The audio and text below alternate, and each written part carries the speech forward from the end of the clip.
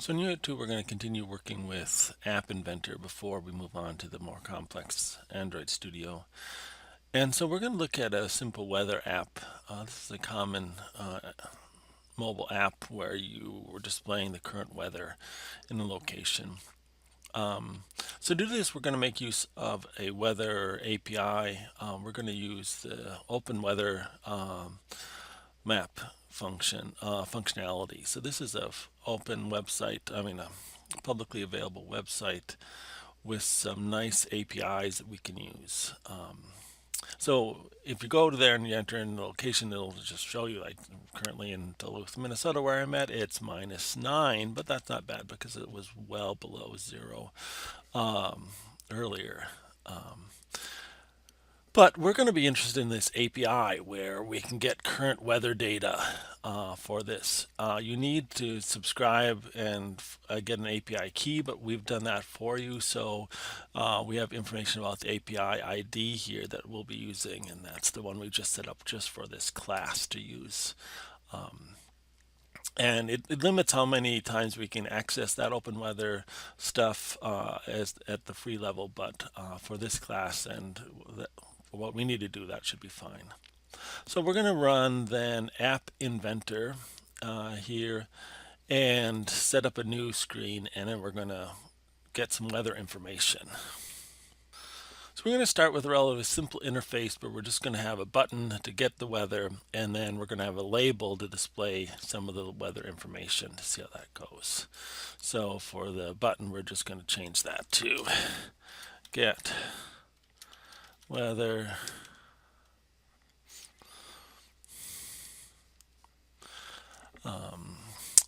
I'm going to fill it the whole width here.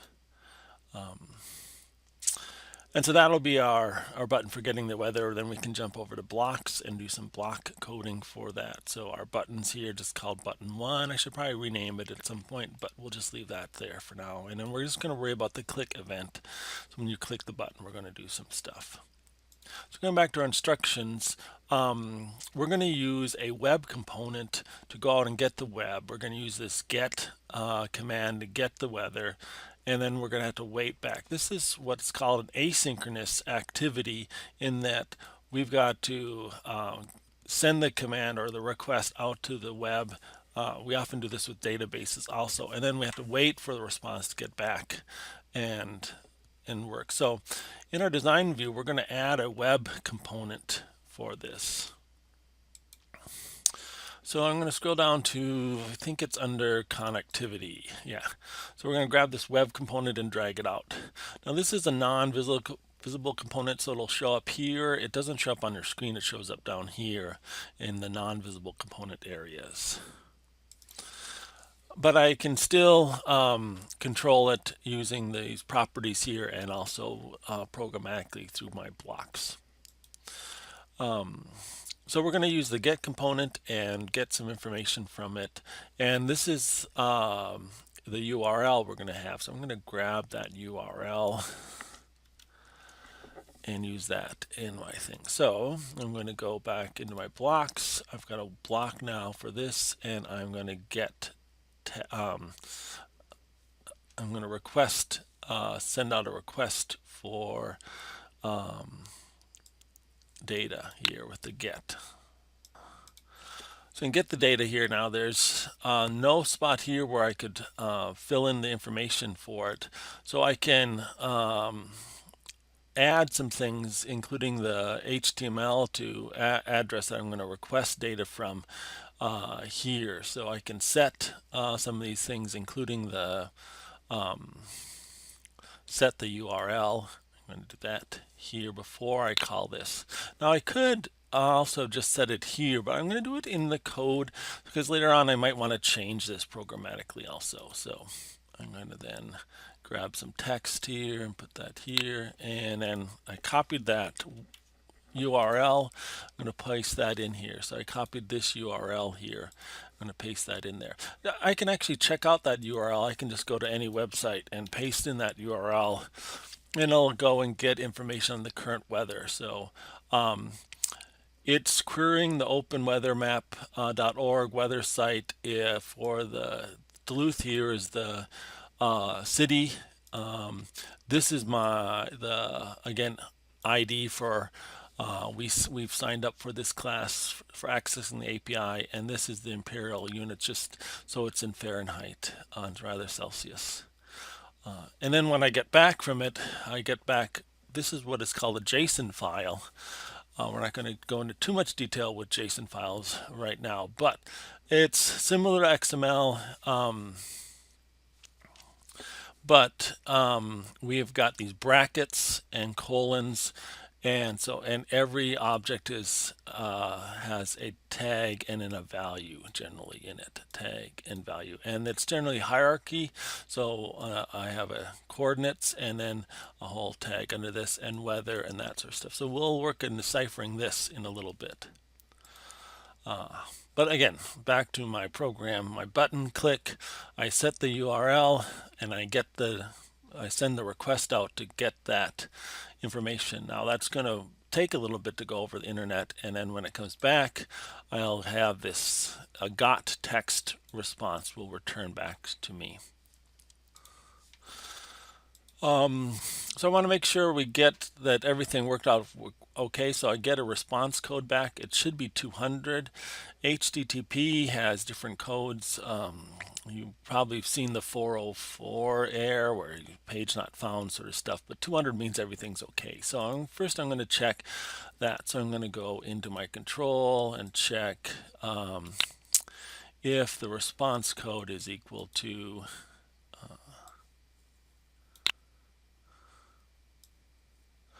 200.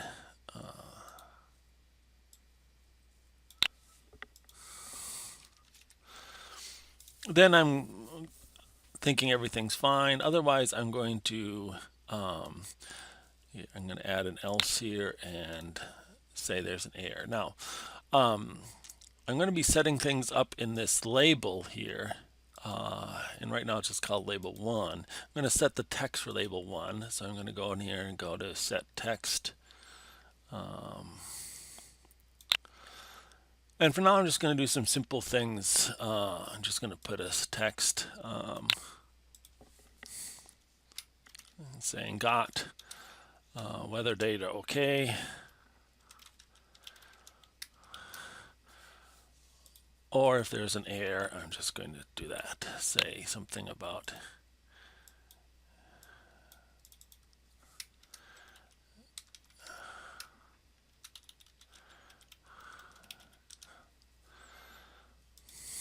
so I'm not going to try to parse that data or anything right now. I'm just going to say, check the response code and see if that's working.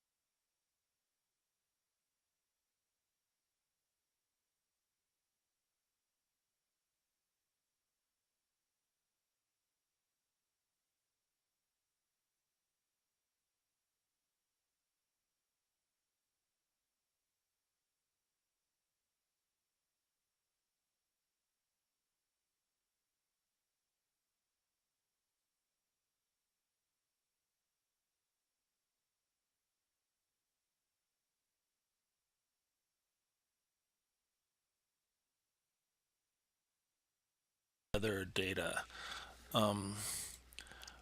Right now I'm displaying this global weather data list, which is this list, and it's made up of sub-lists, bracketed pairs, and it's rather confusing. In fact, if I remember the JSON data here, if I look and format that JSON data on a formatter, I can see a hierarchical layout of this.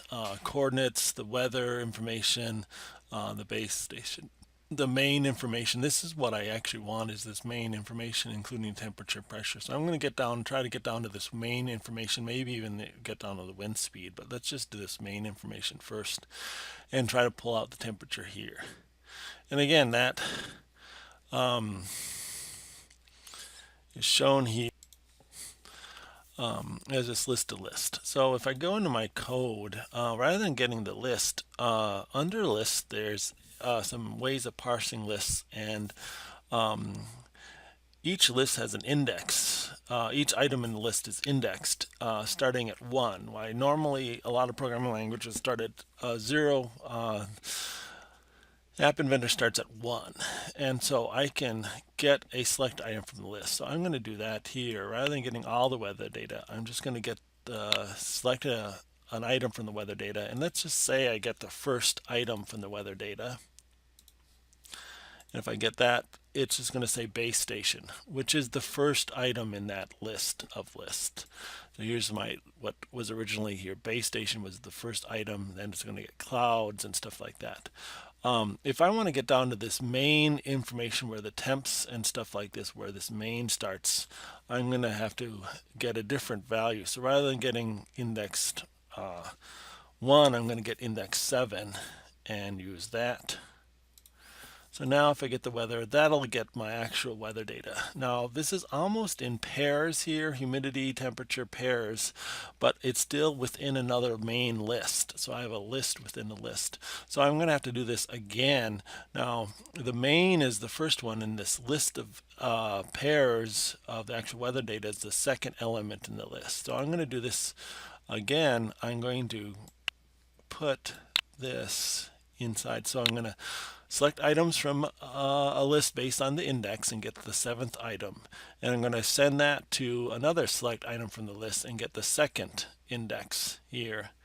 And that should give me my list of values. So if I look and run this, this is now getting my list of pairs, humidity and the actual humidity, pressure, temperature, and things like that.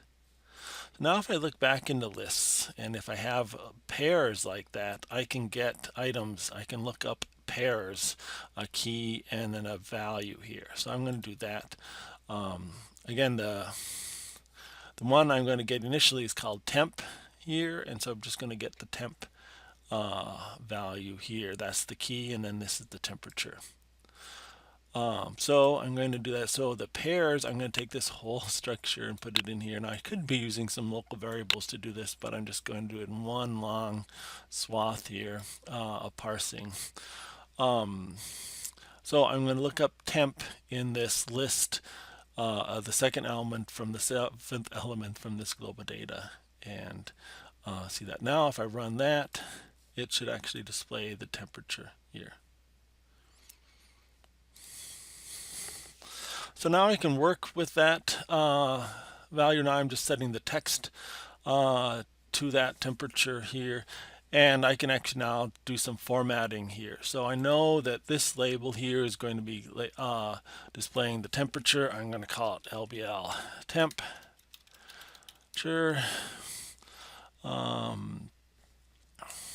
And I'm going to start by just saying hit button to get temp. I'm also going to add a little label ahead of that here, so that it says the temperature. Let's just say current temperature.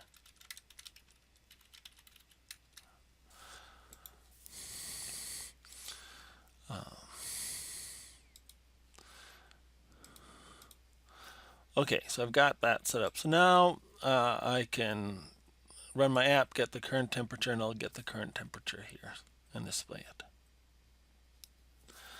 Now we can get like the wind speed or the humidity and display that. The humidity is relatively simple to get to, like when we're getting this main temperature stuff. Humidities here, pressure, temperature, and temp max are all together here. And so humidity is a very simple way to parse out. So I'm going to get that also. So I'm going to add another label here called, and set this to current humidity.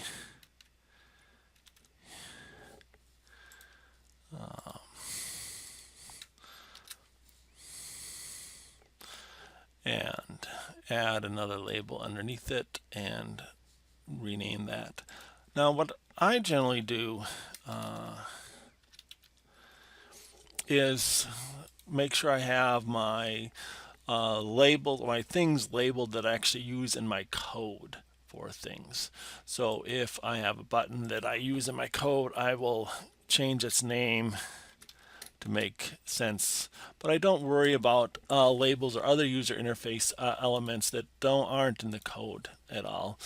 And we can talk about that, but that's just what I'm doing right now. Okay, so in my block of code, so go back. I go out. When they click the button, I set up the URL for the weather and go get the weather. When that weather returns back, when I get a response back, I check to make sure 200 is meaning that the web page was returned correctly. I parse the response from a JSON file into a list of lists, and then I'm getting this value for the temperature. I can duplicate that and get the humidity here.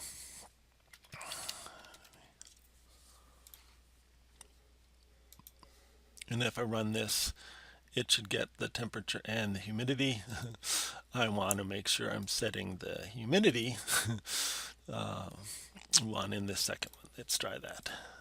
So temperature and humidity for this. So it just shows a basic layout, some basic structures for this. So let's look at two other things you can try. One, you can either use the phone's current location here to get that, or you could add a text box where they could enter a city, and we could pull the weather from that city that they entered. So let's look at how we do that. First, if we added a text box in here, we could easily just add a text box here. Maybe with a label here. When they get the weather, we'd want to use that text box value. So here, rather than just specifying this URL here, which has the weather in it, we'd want to create that. Now we can define, we can join together a bunch of strings, and in fact you can join together a couple strings here. So I'm just going to let's break this up into parts.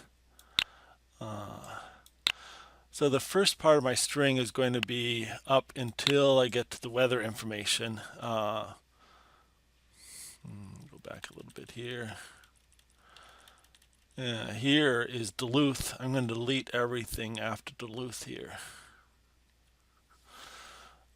So the first part of my string is going to be here. This is going to be the Duluth portion of this. And again, this is then something you could, rather than specifying hard code, you could get from a text box or something like that. And then here, I'm going to just delete everything. Oops, not everything. Until after the city here. So I'm going to delete Duluth, but leave the rest of the string here. So here I'm going to format my URL by joining together a couple things in here. Then I can easily take out the city and substitute the city here. But as is, it should still work and get the Duluth information for me. So that's one thing you can do. Is that another thing is you could change this and get the latitude and longitude. Now we've got to reformat our string a little bit. We have to specify a latitude and longitude with these values here. But we can do that. We could again set up our string, our URL differently with a latitude and longitude, but how will we get those actual latitude and longitude? So if I go back into Designer, under sensors, there's a location sensor. I can drag that out here and get location sensor. That tends to use the GPS, though sometimes it relies on Wi-Fi for the signal. And then in my blocks, once I have that location sensor, I can get the latitude and the longitude from the location sensor. You can also automatically change it, so whenever the location changes as you're driving along, you could update that. But for this, you can do that. Now there are some issues where, so you can try that and set that up if you want also. But basically, I just want you to experiment with this basic stuff, getting to use some more features and some more events in App Inventor for this.